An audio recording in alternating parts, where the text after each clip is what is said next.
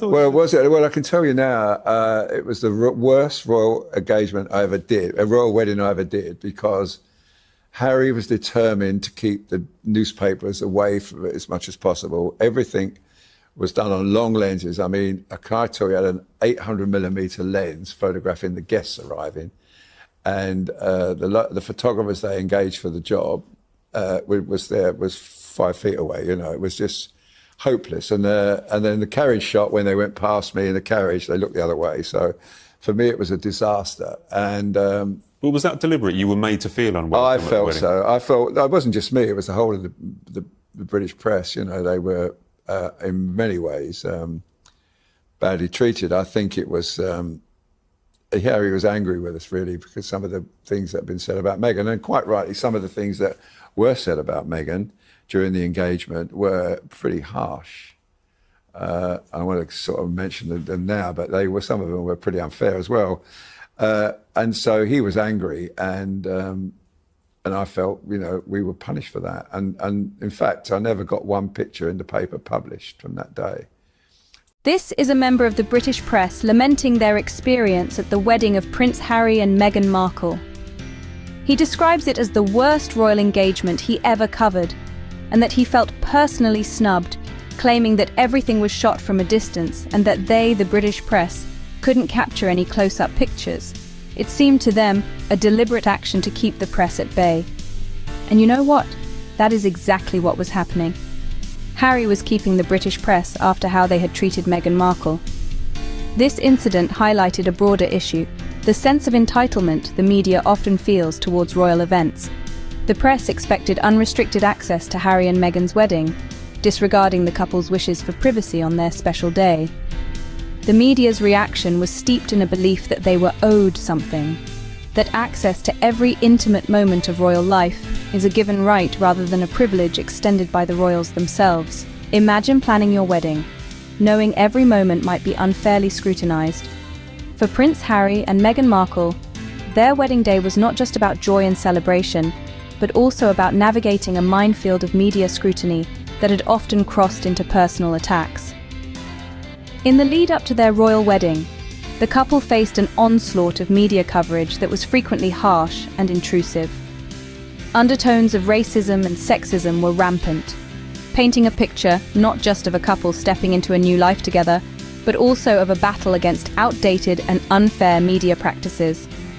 Meghan, particularly, had been subjected to a level of scrutiny that seemed to underscore her every difference, from her nationality to her racial background.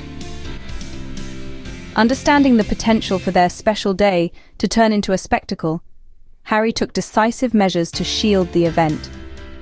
He insisted on keeping the press at bay, forcing them to use long lenses for photographs by keeping photographers at a distance, ensuring that the intimacy of their wedding was preserved.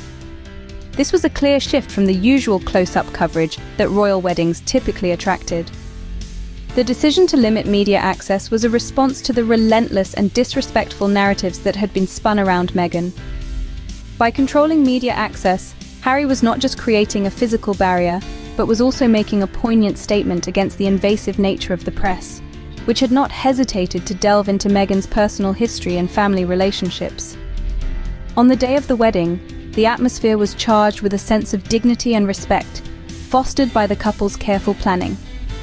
The restricted access meant that the day belonged to Harry and Meghan, and not to the lenses of the world. It was a day where the narrative was controlled by the couple, not dictated by external forces. Harry's actions were not just about privacy, but a stand against a history of intrusion by the British press. As we have seen, 6 years after the wedding, the British media is still lamenting, it is still pretending not to know what it did wrong. The media was accustomed to unrestricted access at royal events, but on that day, they found themselves outmaneuvered by the Harry and Meghan's fight for privacy. The press is still stuck in disbelief. Their headlines still scream exclusion and bias, painting a picture of Harry and Meghan as defiant and dismissive of traditional media roles. Those who felt entitled to a front-row seat to history cannot believe they were relegated to bystanders, straining for a glimpse through telephoto lenses. Well, they deserved that kind of treatment after everything they had done to Meghan. They had proved that they could not be trusted. They had proved that all they were capable of is spread untrue narratives about Harry and Meghan, just so that Kate and William could seem like the better couple. I'm glad that in that moment the British press tasted how unfairness and one's freedoms being taken away could feel like. After years of intense scrutiny and harsh criticism directed at Meghan by the very same media outlets, the British media deserved the treatment they got. This day was not just about a wedding. It was a statement. Harry and Meghan drawing boundaries in their relationship with British media. A relationship fraught with overreach and exposure. The royal wedding was a microcosm of a larger battle. In the grand scheme of things, the tension witnessed at Prince Harry and Meghan Markle's wedding was just the beginning. In his book Spare, Harry wrote, "I'd had it with the Royal Rota, bought the individuals and the system, which was more outdated than the horse and cart." And so, following the wedding, Prince Harry intensified his efforts to shield his family from the intrusive lenses and headlines of the British press. His legal battles against several media outlets were not just about suing for damages, they were about setting a precedent for privacy and respect. Harry's actions towards the British media is a significant shift in how members of the royal family manage their interactions with the media. Traditionally, the royal family adhered to a never complain, never explain policy, but Harry, with Meghan by his side, has been rewriting these unspoken rules. Their approach has not only been about protecting their own privacy, but has also spotlighted the broader implications of media intrusion on public figures. The implications of this ongoing struggle are profound. For one, it puts the royal family's relationship with the press under a microscope. How much access is too much? Where should the line be drawn between public interest and private life? These questions are now at the forefront of discussions concerning royal media coverage. Moreover, Harry and Meghan's stance has resonated with a wider audience, sparking debates about the ethics of the press. Their situation has become a touchstone for discussions on the rights of public figures to personal privacy versus the public's right to know. It challenges the entitlement that the media has long assumed in their coverage of the lives of those in the public eye. This saga between the Duke and Duchess of Sussex and the British press is a modern narrative of asserting dignity against long-standing traditions of media overreach. It underscores a critical dialogue about respect, privacy, and the humane treatment of individuals regardless of their public status. Throughout their relationship, Harry and Meghan have navigated a relentless torrent of media scrutiny. In his book Spare, Harry writes, "So when the palace encouraged us to feed more wedding details to the royal correspondence, known as Royal Rota, we obeyed.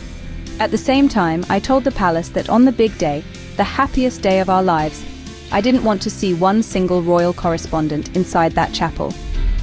And so, during their wedding, Harry took a definitive stand to protect their privacy, signaling a broader discontent with how the press operates around royal affairs. It's clear that the British press crossed and still crosses lines of decency under the guise of public interest. This has not only affected Harry and Meghan's lives, but also shaped public perception, often painting a distorted picture that feeds into sensationalism rather than factual reporting. And if they, the British press, are still complaining about how they were treated during Harry and Meghan's wedding, it means they have not changed. The British media does not respect personal boundaries. In short, do not fall prey to the untrue narratives by the British press. They are nothing but a band of liars. Thank you for watching.